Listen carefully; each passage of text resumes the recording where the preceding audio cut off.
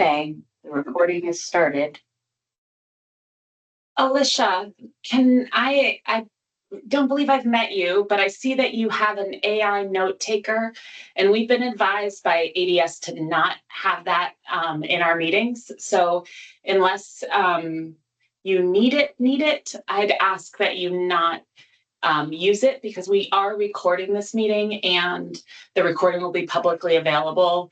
But AI note takers apparently take our data into other places. So I would appreciate if you could turn that off.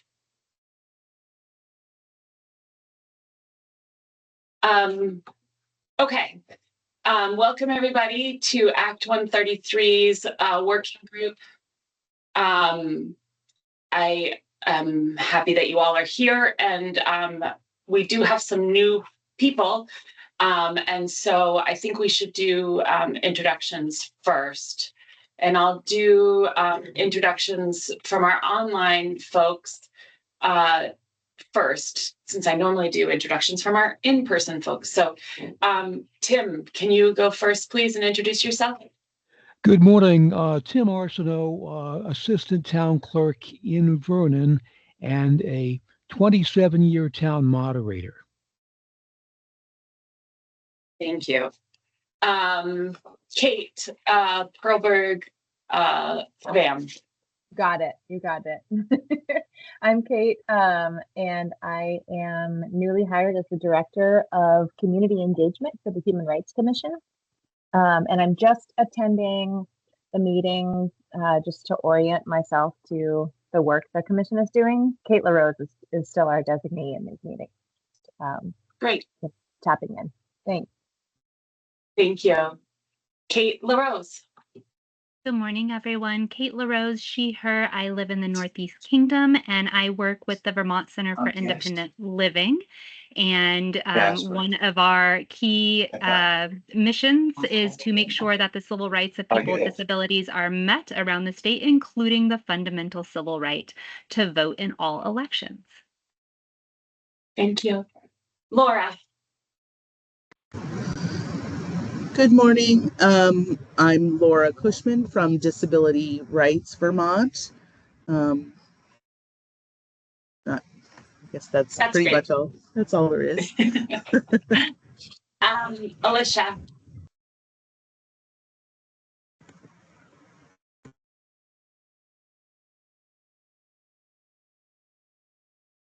Alicia, are you able to get yourself off mute to introduce yourself?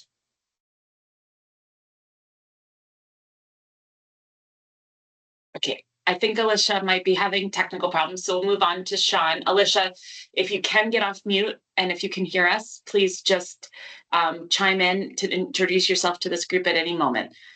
Sean. I'm Sean. I'm the Elections Director here at the Secretary of State's office. I'm Jenny Prosser, the General Counsel and Director of Municipal Assistance at the Secretary of State's office. I'm Lauren Hibbert. I'm the Deputy Secretary of State. I'm Susan Clark. I live in Middlesex, and I'm also a town moderator and am a trainer on community engagement. And I'm representing the Vermont League of Cities and Towns on this group. One of them. Kelly Piala. I am the assistant for the Municipal Assistance. Oh. I'm Frank Nelson. I'm from Pollitt. I'm on the Planning Commission. I'm Energy Coordinator. I'm also the liaison to the Retrans Rail Trail Advisory Council. And I've been following open meeting laws since 2018, when I was hammering the legislature to do essentially what we're doing here with the covering the basis for attendees having an experience where they can go to a meeting and be included. Thank you. Jenny, do you mind sharing the agenda so we all can see it on the screen?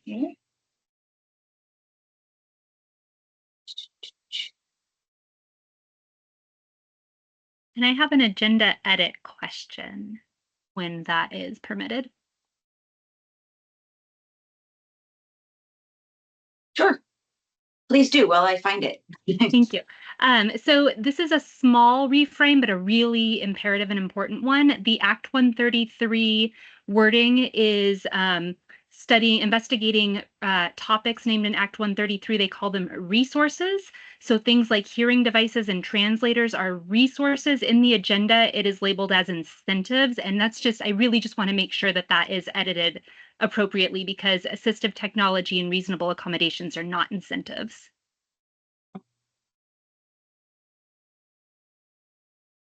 I don't have anything but Kelly's email, so I'm trying to find the PDF original. Is it in on the website? It's on our website. Got it. That link in the email. Yeah. Let's get it here. I don't, Kate, your suggestion for, I was waiting for the agenda to come up, is well heard. And I don't think there's any problem with saying resources and incentives, because I think we're doing both in that section. So we can definitely do that. And I agree with you. Hearing devices and other related things are not incentives.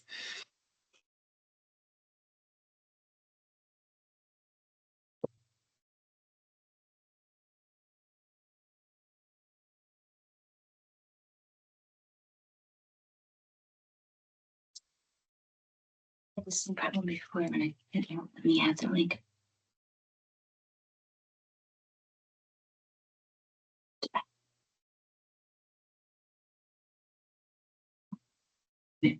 Yeah, see if you can pull it, because mine's got a blank space or it's got a dead spot where the pulling up spot is. If you go into her email, there's a link to it. That's not working for you. Copied the link, but I can't get Teams is not allowing me to access it from the meeting.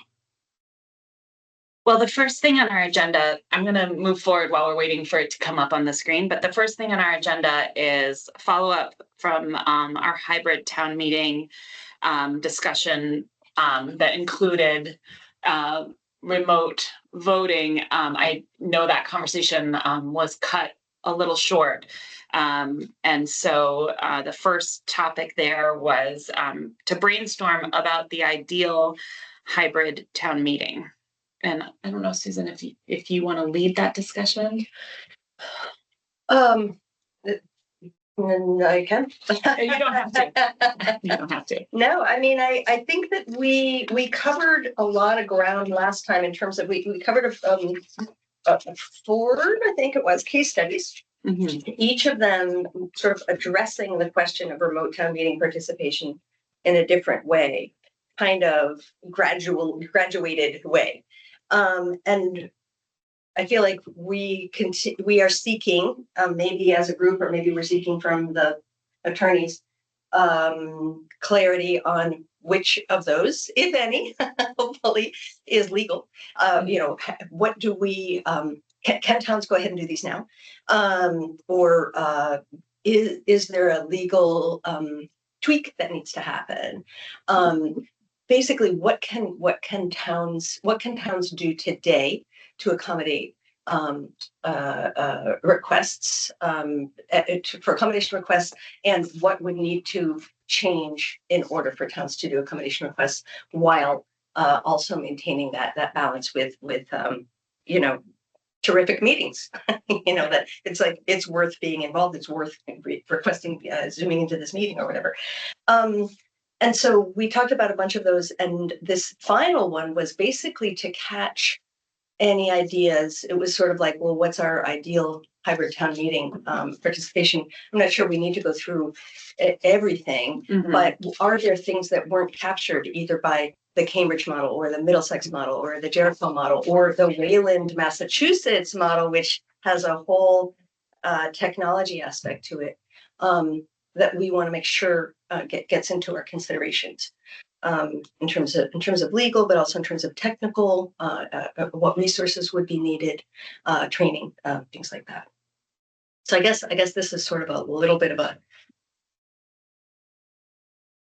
I don't know that we a catch-all, but yes, a catch-all without, I don't think that we need to go through all of the things that we already said about the other ones, you know.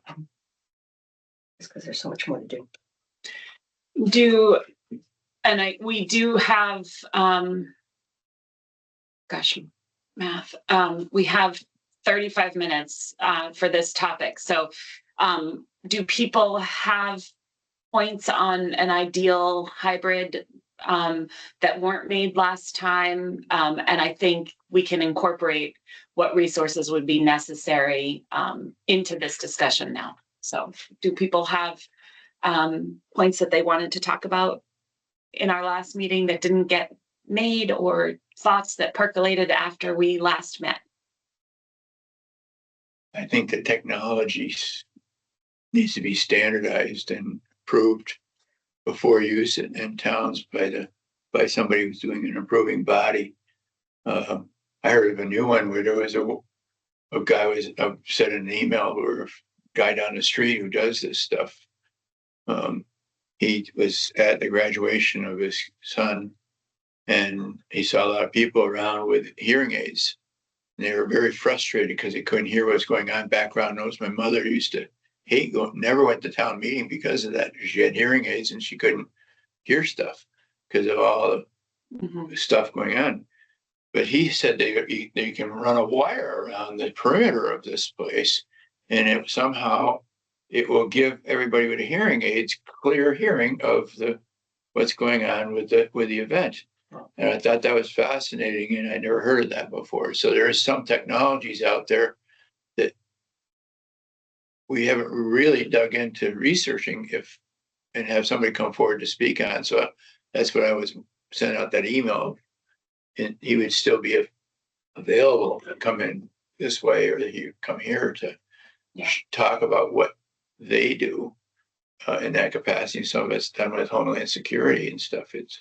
So they know, the government requirements in different spaces, and invite others in to see, because that's really. We likely don't have time to add additional people to come in and talk, but we definitely can investigate some of this as we're writing the report and recommend that people do. I mean, what he's talking about is a highly technical thing. So we can explore that as we're writing the report for sure. And if the legislature wants to have demonstrations in committee, they can have demonstrations of various texts, speech to text, various types of devices that act as aids for the hearing impaired, and anything else that we can come up with. Absolutely. And I want to acknowledge that we have several experts who are part of our working group on this too. So, yes. Part of our agenda is to talk about next steps. And I just want to forecast that next steps will include us reaching out to subject matter experts who have been part of this group to talk about some things more in details as we're writing the report. And I fully anticipate, Kate and Laura, that we will be calling on your expertise in that process. Kate LaRose. Thanks. Yeah. So responding to the question about ideal hybrid town meeting brainstorm things to consider, I think it's 3. We'll see how it goes as I enumerate. The first is that the onus should never be on the most marginalized to be asking for or moving forward the hybrid town meeting. So we saw that last meeting with Jericho and the DEI committee members who were the ones doing the hard work for 3 years to make that possible. Also, that when hybrid town meeting happens in any particular municipality or town, that it becomes universally available to all. So we saw that in the Cambridge model. There was one person who had requested an ADA request. It was permitted. And then they were the only voter in the whole town who was offered that. So universally available to all. The onus should not be on the most marginalized, as like, for example, fighting for an ADA request. Also, as we saw in Jericho, really best practice is that, only what we've seen where this has moved forward for at least not for at least the meeting portion of it, not the voting portion, is that currently only the people allowed and able to be in the room are able to make those changes through voting. So a best practice approach would be that either everyone can have access to making that change, or that change is systemic, so that it automatically is available and instituted everywhere as universal design. And then my very last point, so I guess this is 3.5, is that this also should apply and be available to those in congregate care, including those who are incarcerated. So if it requires a special Zoom account or Teams account or anything like that, it needs to provide access in a way that would be compatible with people who are incarcerated, so that they too can be able to exercise their state and federal rights. Thank you, Kate. Tim. Thank you. I'm very sensitive to many of the things that Kate said, and I just want to stress that universal access will mean universal access to everybody. It will mean additional cost, and it will mean additional training, and we can't back away because it might be difficult for some. I will say that we need to make sure that the needs of the hard of hearing are also taken care of as a separate group from the needs of our deaf community in Vermont. As the step parent of a deaf adult, I am continually hit upon with the reality that ASL is a separate and distinct language from English, and many of the deaf in Vermont are not reading at a high enough level to be able to follow text from a meeting. So we need to make sure that we take care of both groups. And I look forward to seeing what this group comes up with. So thank you very much. Thank you. I'm just seeing the note that we still have an AI assistant, and I would ask that be removed from our meeting again. Laura. Let's see. Sorry, I've got all these pop-ups coming up about. Are you talking to me or the other Laura? Sorry. I was talking to the other Laura, but I'm happy to see you, Laura Siegel. Actually, Laura's hand might have been up before mine. Laura's hand. Why don't we go Laura Cushman and then Laura Siegel? Oh, I was just going to ask Kate for clarification on her point 3 that she made about everyone having access. I didn't quite catch what she said there, and I wanted some clarification. Yeah, no, thank you. So let's see if I can go to the page number where it was. Clerk memo. So if in Susan's memo that she shared for the last meeting, it had the case study of Cambridge, Vermont. And I believe it's on, you can look at page 4. So with that particular case study, one voter requested an ADA accommodation. However, it was known that there were other voters who also needed and would have benefited from that accommodation, but that accommodation was only offered to that one voter on the day of voting. I think I'm talking about the next point that you made. That was your universal for all point that you made, I think, but I was talking about you saying everyone having access to making the changes, and that's what I was confused about. So, for example, like in Jericho, the only way, my understanding, and the room full of attorneys can totally correct me if I'm wrong on this, the only way that town meeting, that currently, places that do town meeting with the 3 different options of voting, public, officers, and then budget, the only way those can be changed to Australian ballot, which right now is the only way to create inclusive town meetings and elections, the only way that can change is if the people who are there doing the floor votes on town meeting day vote for it to be so for the following year. So with the example of Jericho, what they had to do, I keep saying Jericho, is it Jericho or Richmond? It's Jericho, right? Jericho. Yeah. Yep. So like in Jericho, what they had to do is essentially the DEI committee, including individuals with disabilities who had not been receiving full and equal access, had to launch a public awareness and attitude change campaign for like 3 years to be able to get the voters in the room to be like, okay, you're right. We want to make sure that everybody has the right to vote. And it was pretty intensive. Thank you. I just also want to point out, I don't know if this has happened to other people, but I keep getting these pop-ups of people who want to be included in the chat. And is this Alicia Weiss, the AI translator, or that we're trying to keep out of the meeting? I'm not sure what's happening. So I think Alicia Weiss joined our meeting. Is that correct? Do you want to introduce yourself, Alicia? Or did she leave? Okay. She left. Yeah. Okay, she left. Okay, so then maybe we should try to. I was thinking that note taker was associated with a person who might need to use that, and I wanted to talk to her first, but it appears she left. So that question. But it was the Well, note taker see- that was here, and she wasn't, and then she just came in. Well, What you saw was Alicia. she keeps Was requesting. actually the note taker. Sorry, Go she ahead. keeps requesting to be let back into the meeting, and now I've been denying her to re-entry into the meeting on my end because I keep getting these pop-ups asking if she should be coming into the meeting, and I thought maybe that was part.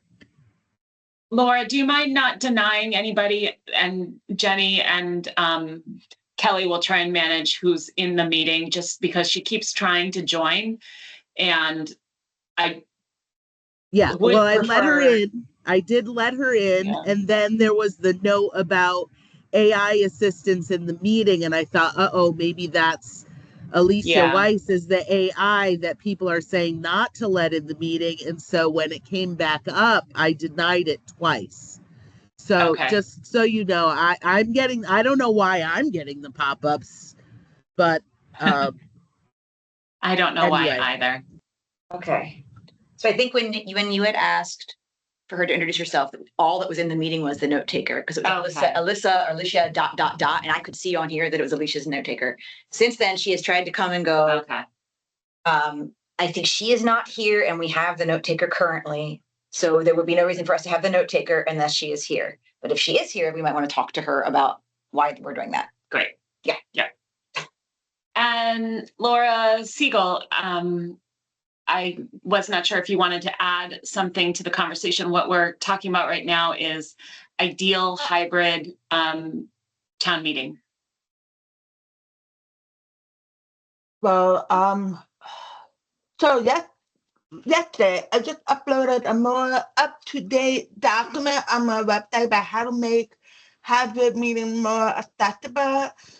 But the thing is, this is why I thought I could be an hour late. I went to a meeting, and that meeting was very inaccessible using the Zoom platform. And so I left, and then I got a bunch of people texting me, why did you leave? Why did you leave? And I was like, because the meeting was so inaccessible that it's like, what's the point of me staying in that meeting? The problem is, if you're not seeing it through the lens of someone who's deaf, hard of hearing, deaf, blind, it's really hard for you as a hearing-able person to take notice of things that is considered inaccessible to a person like me. If that makes sense. That makes a lot of sense. And I'm sorry that I happened. mean, I'll give you an example. Yeah, it's never ending. I like I said, it's about providing appropriate technical guidance. Like I remember 4 years ago, before I started my position with the state, a community member expressed concern for her friend who's hard of hearing but not comfortable to advocate for themselves. And it was regarding a town meeting that happened in the Northeast Kingdom area. And what was going on, they were using the GoToMeet platform. And unfortunately, at the time, I wasn't familiar with it. But now that I've seen it and been exposed to it, I can see why she tried to advocate for her friend. But at the same time, it's about, like for example, right now, for example, everyone's video, does everyone's video really need to be on? Not really. But especially when you have 80, 100 people, why do you need all those video on? And if you're speaking, it's common courtesy to turn on your video and make sure you're facing straight at the camera. Because number one, you don't know if someone rely on lip reading.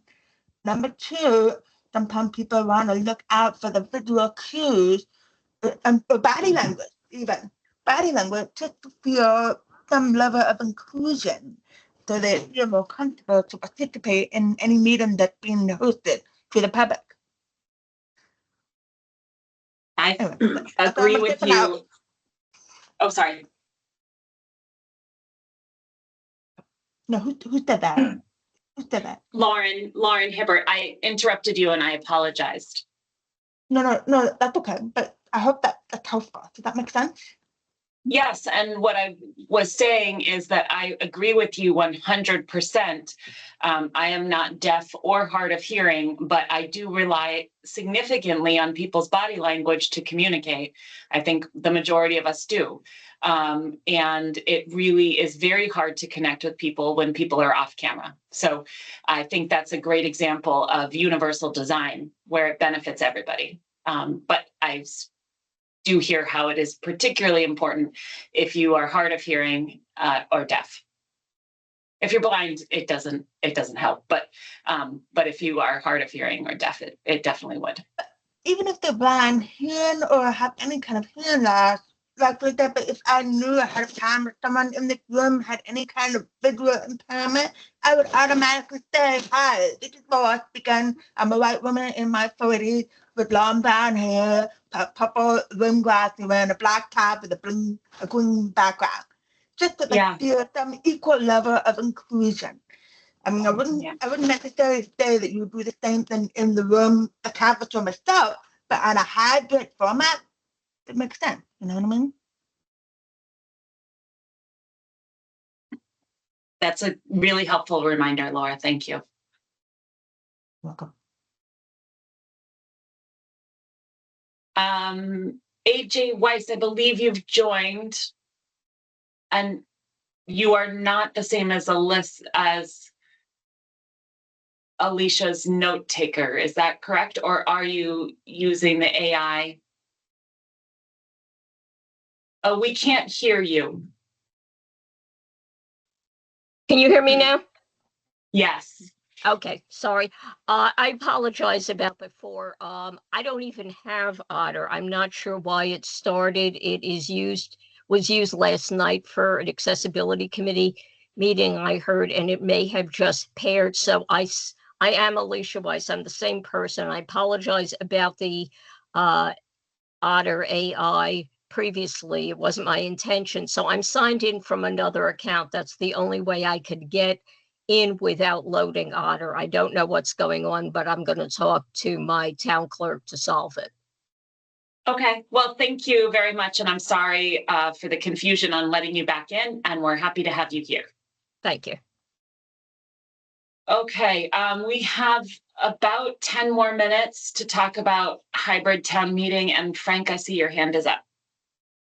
Yeah, in the general theme of things, because we've heard a lot of people repeating the same message, is that I think the way to start out the report is as an educational piece on universal design, and then meld in the concerns of everybody on the element of universal design that the legislature needs to pay attention to.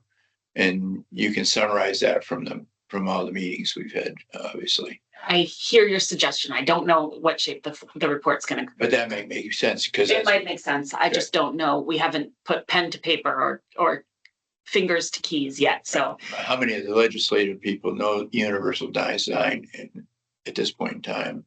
I'm confident very few. So that would be a good start, maybe to start off with an educational thing and then later in the examples. That's just a suggestion. Brainstorm. I accept your suggestion and I take it to heart. Acknowledging Laura's, this is Sean. I'm just acknowledging Laura's suggestion here for those of us in the conference room to identify ourselves before speaking, as we're likely small on the camera. Mm-hmm. This is Lauren Hibbert. Are there any more suggestions related to ideal hybrid town meeting, including training, equipment, and funding? All very important.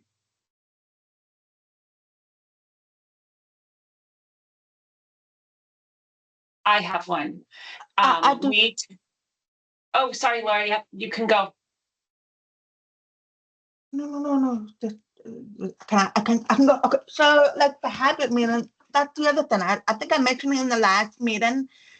I've been learning in the past 2 weeks. I've been trying to gather more information about different type of places that like have meeting rooms or conference rooms, but do they have any kind of like an assistive hearing, assistive listening system or a device? And what I'm finding is not many places have it. And so people keep asking me for the funding. And I'm just like, I have no money. And I'm not even sure where to direct people to get the money to have that kind of accommodation implemented into wherever they're located. That's why when I first met you guys in the beginning, I was asking if you had a budget to work with, and you don't. And so it makes me like wonder, we have a large percentage of people living in our state who are hard of hearing. They're not always open about it, but I would love to see, it increase somehow. And so people can be more, I don't know, like out and open about their hearing loss so they don't come across as being difficult. And this is the pattern I'm hearing. Like, for example, yesterday, somebody called me up and they said, we're having a conference in Clinton, but none of the rooms have a microphone. And I was like, but why don't you just switch that person into the room that does have a microphone to accommodate them? And they're like, I don't know. Like common sense. Yeah. This is Lauren Hibbert again. I think that, and I need to say that when we redid our Office of Professional Regulations boardroom, it has hearing aid compatibility in it. We probably should have been having this meeting in that board meeting room this whole time. And even when you have it, you can forget it. So, and I did that. But I do know that we made that decision intentionally when we were redoing that room, and we hired an expert to help us with that. And it did have an expense, and I would have to go back in our invoices to understand that expense, but well worth it, I think, because we have many board members in our professions and attendees to our board meetings that are hard of hearing. The funding is a big piece that we're going to have to weave into this report in multiple places, because the ideal or best practices can't happen without funding. And the funding needs to come from somewhere. And that can be choices made at the municipal level, or it can be funding from the state level. But if it's made at the municipal level, and I think we talked about this a little bit, maybe last meeting or the meeting before, these are not really negotiable. Like, these are essential spending as opposed to non-essential, but that's being made at a very town by town basis and can be made incorrectly. And there's not a lot of guidance from anybody around those decision making. So the funding will have to be a big piece of the report, Laura, and maybe we can move the needle a little bit on the funding for these really appropriate resources to be better incorporated throughout the state. AJ, you had your hand up next. Okay, thank you. I apologize if someone said this, because I did join late, for which I apologize.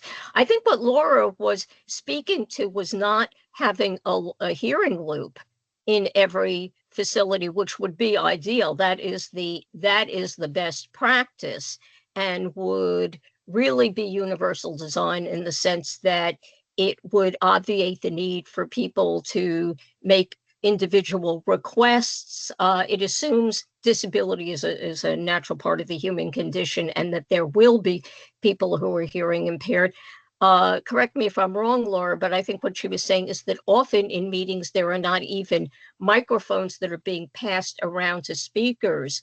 I see that a lot. I've just brought this up once again. We had an important town meeting that was hosted by a very well-meaning, intentioned, and inclusivity-minded nonprofit in Vermont. But once they got to, and that they had mics that were passed around and people were reminded to use them in responding in a large meeting. But once we got to breakout rooms, it was assumed that people could hear. And I know people who had to leave and left in frustration. And this was, a meeting about the future of the town. So really, aside from the need for loops, and when there are not loops, auxiliary devices, which are part of, which should be able to be requested as an ADA accommodation. In other words, assistive listening devices, also, but other portable ones may not be as great as and inclusive as a loop, but that's a backup. But just reminding people that even in what they believe are small rooms, when everyone can hear, and even if you talk loud, we hear that a lot. I talk loud. I know everybody can hear me. Well, maybe not so. To remind speakers to identify themselves, and for visually impaired, for people who have cognitive issues where they may have, even if you spoke 5 minutes ago, may not remember your name. Just standard practice, and everybody uses the mic, no exceptions. There's perhaps one at the table, speaker's table, but there is 1 or 2 mobile mics, regardless of the size of the room, that go around. Thank you. Thank you. Kate. Thank you. So I want to push back on the framing that this needs to be a clear request to the legislature for funding. And there are 2 reasons why. Of course, funding is always nice, but globally, this is a kick the can down the road, wrong pocket issue that we're framing it as, and I don't believe that to be the case. We do not tell the legislature that towns require funding from them for other fundamental operational expenses such as snow plowing, electricity, or heat. We say that is a cost of doing business. Elections, including elections and meetings that are inclusive and accessible to all, is a cost of doing business. The more that we continue to frame this as something new or different, actually harms all of us. So this is fundamental cost of doing business. There is no reasons operationally that a town should look at their budgets any other way with this than they do with any other fundamental cost. The second is that requirements under state and federal laws relating to meeting the needs of people who've been historically and currently marginalized, including people with disabilities, those living in poverty without transportation, and those for whom English is not their first language. We are told time and time and time again that we will not have our needs met because it is an undue burden. We are told that there is no time. We are told that there is no money, when in reality, that's actually not a legitimate excuse, but it's an excuse that towns will use as shorthand. So I really want to push back on this framing from this committee and from the Secretary of State's office that this is a funding issue, when fundamentally I believe is an access and an attitudinal issue. I hear you, Kate, and I just want to say that I think I'm being misunderstood a little bit, because what I was saying is I feel like there has been historically, putting those at the municipal level, there's too much discretion involved, and that towns have not made the choices that you are saying. So I don't know what the solution is. What I was saying is I don't know what the solution is, but the current practice of putting that at the town level without any statewide requirements is not working. And I've heard that from you very clearly. So I just want to make sure that you understand that I wasn't saying that the legislature has to be the hero and provide funding to every town. I don't think that's going to be possible, quite frankly. And I agree with you, it's kicking the can down the road. But I do think that we need to grapple as a state of what do towns need to do, and there needs to be something more concrete so that these decisions become less discretionary. Because right now they're too discretionary, and that is creating inequity. So that is what I was trying to say. Frank. I think emphasizing it's not on the discretionary thing. No. Okay. But if you attach a carrot to it, which is a grant application, by the way, to qualify, you have to fill out this grant application. If the money's available, we'll assist you in all your needs. If it's not available, then you get in a line, and that's budgeting responsibility of the legislature. If they want to fully fund around one option of those applications, then there is no excuse, because the highway departments, the paving of the roads, everything is done through these grant processes, and the towns don't have the money, and it comes down through from the state. There's lots of ways to solve this, and that towns do to cover their budgets on whole. And towns make a wide variety of choices to fund one thing over another thing. There's a lot of competing priorities. There's one pot of money. But I think what Kate's been saying is that there are basic, and Kate, correct me if I'm wrong, and because I want to make sure that I'm hearing you and understanding you and reflecting your position. I think what Kate's been saying is there's some things that are non-negotiable that towns just have to fund. And the accessibility features that would allow everyone in the community to participate in open meeting conversations and meetings, and not just the meeting, but the breakout conversations and elections need to be part of the standard base operation for a town. But I think I still think, and this is something that I really want to work with you, Laura, on, is what is that? What do we need to ask towns to provide? Because I've heard a lot of, I think of the world very much in good, better, best. And I think we need to figure out what is good, what's better, and what's best, so that we can help towns prepare, so that someone, and again, picking up a thread of what Kate said, so that someone doesn't have to make specific requests. Towns are ready for everybody.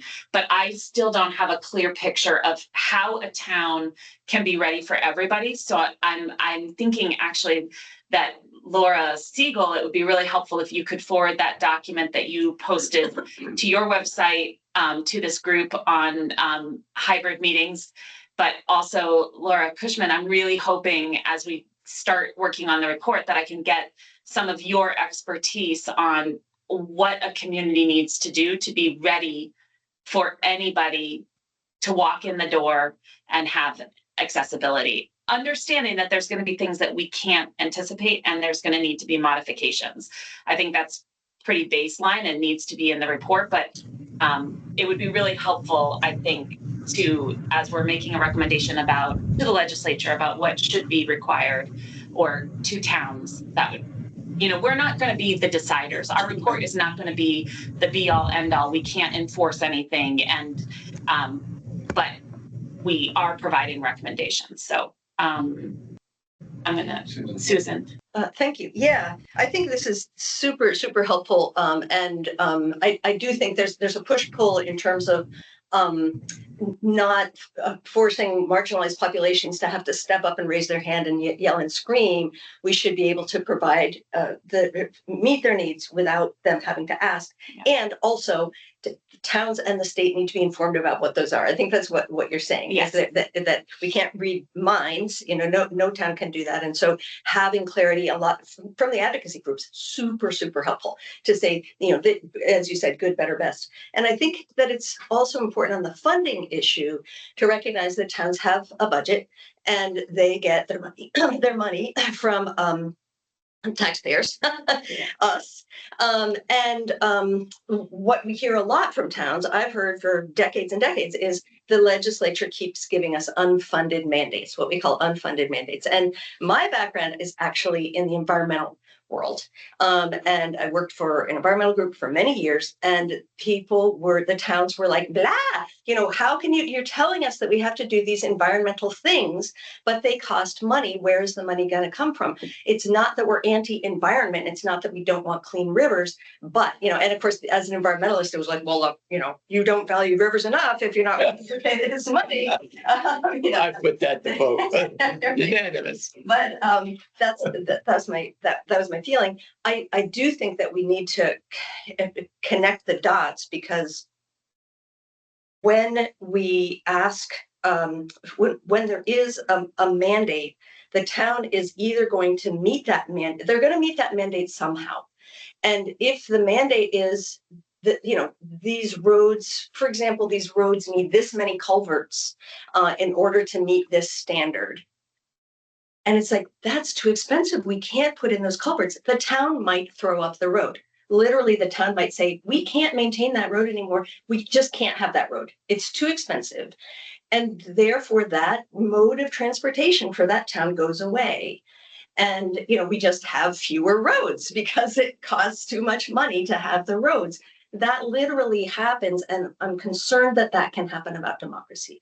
I'm concerned that we can say, it's just too expensive to have in-person meetings. They need to be hybrid. We need to have every form of technology, all of this stuff. And meetings are great, but so we need to, the good, better, best element is important, I think, when we're thinking about what kind of democracy do we want to have, just like what kind of transportation system do we want to have?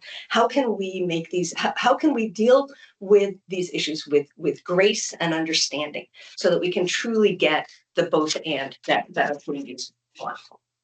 Yes. Laura Siegel.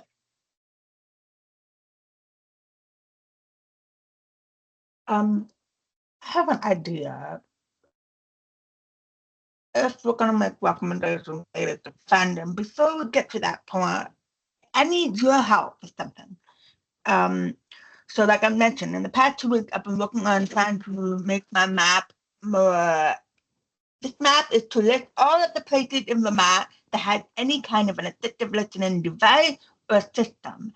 And right now on my map, I don't have any town location. Like if you're a town clerk office and that's where you host your public meeting, I don't have that information on the map. I'm wondering if you can help send out a mass email to all the town clerks and just to get the idea, do you have one? If yes, what kind? Do you have an FM system? Do you have an info system? Do you have a handle? Do you have Bluetooth? Do you have Wi-Fi?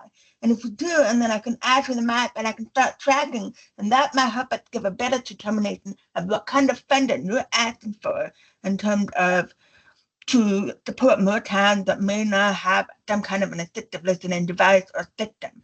That part, but face-to-face in-person meeting, at least we have some idea of what's there and what's not there. And then on top of that, we need to encourage more people to read my guide, because everything I say in my guide, I'm confident it covers all the high points of what people need to know. But then sometimes there's just little nitty-gritty details that I don't mention that to me seem trivial and common sense. But then again, I can't assume everyone has common sense. So Unfortunately not, Laura. I'm gonna I think we can do that, and I think it's useful for this group and this report. And I'm gonna ask Sean Sheehan, our elections director, to reach out to you and get those questions that we should ask the town clerks, because there were a lot of details there that I didn't catch, and I think there's probably some specificity that would be helpful. And I can send out a survey to town clerks and ask that question.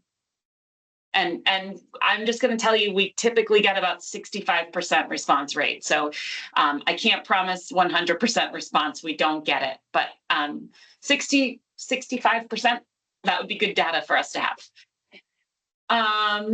Kate Perlberg Kavam, how do you pronounce your last name, Kate? I really want to get it right, and I'm probably butchering it. It's Pearlberg Quam, but Kate LaRose had her hand up before me. Oh, sorry, Kate. Thank you. I'll make this quick. So I just want to say that I appreciate the spirit of the intent of what Frank and Susan are sharing. And I really, really feel it necessary to reiterate that state and federal civil rights and 2 articles of the state constitution are not new, and they are not unfunded mandates. They are civil and human rights laws of the land that have been on the books for decades, right? So the awareness from towns, select board members, and clerks of their responsibilities and accountabilities under the laws might be new, but the requirements are not. So that is like super important for me, that is what the understanding of this group and in the report is. So their awareness of their responsibilities under the laws are new, but the laws themselves are not new. Voting rights and access to town governance is a requirement, but paved roads are not. And I just want to say and give Susan an opportunity to respond, but my understanding was not from Susan that those requirements were new, but that towns frequently have to grapple with other new requirements such as culvert ratios and all sorts of things. I can tell you that the amount of things that the legislature puts on towns and state agencies, quite frankly, without funding is significant.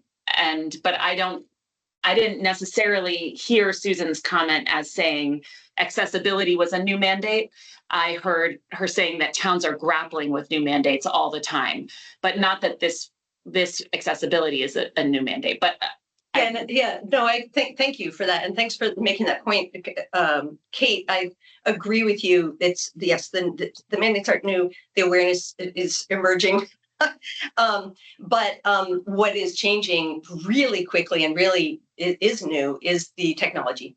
And since COVID, people's interest in, awareness of, expectations about being able to join with technology it's been a J curve, which is fantastic for accessibility, as I know you have said, and it's also hard to keep up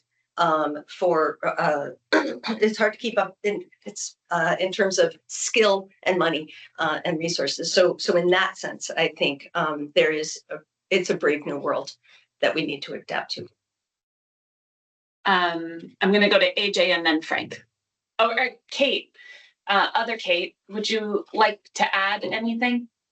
Yeah, I was basically going to say the same thing that Kate was going to say, and just comment as a first-time attendee to this group. It does seem like the framing of the funding challenge, which is of course a challenge, does seem to be sort of repeatedly like hapless.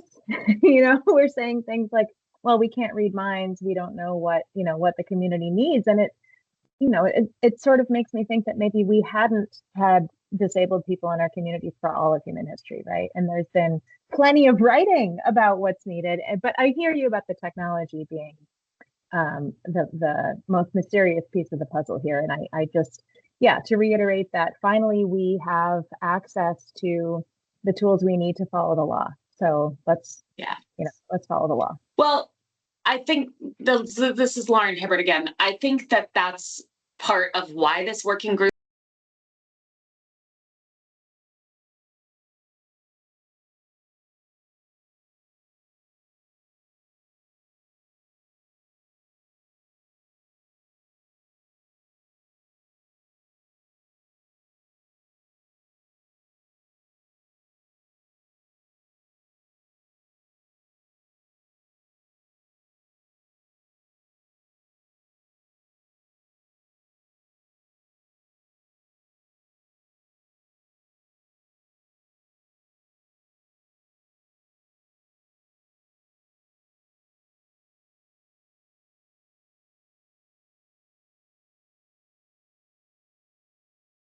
need some help coming up with what are the recommendations for what